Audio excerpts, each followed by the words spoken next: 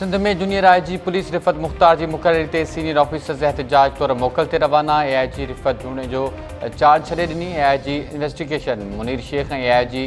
इमरान याकूब मिनहास भी मोकल ते रवाना।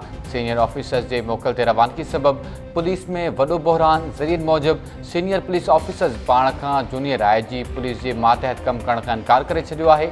सीनियर ऑफिसर्स के खोट सबब कराची पुलिस के सरबराह ख़ादिम रिंद के आई.जी. CTD, IG. इस्टेब्लिशमेंट और आई.जी. स्पेशल ब्रांचूं 3 इजाफी चार्जिस ॾिनियूं वयूं आहिनि। DIG हेडक्वार्टर्स ज़ुबैर दर्शक के DIG फाइनेंस और DIG इस्टेब्लिशमेंट जूं इजाफी ज़िम्मेवारियूं भी ॾिनियूं वयूं। Additional IG. ट्रेनिंग अब्दुल कादिर कयूम के आई.जी. इन्वेस्टिगेशन और आई.जी. ऑपरेशंस जूं इजाफी ज़िम्मेवारियूं भी ॾिनियूं वयूं। ज़रियन मूजिब ॿियनि सूबनि मां जल्द सीनियर ऑफिसर्स बदली करे बहरान ख़त्म कयो वेंदो।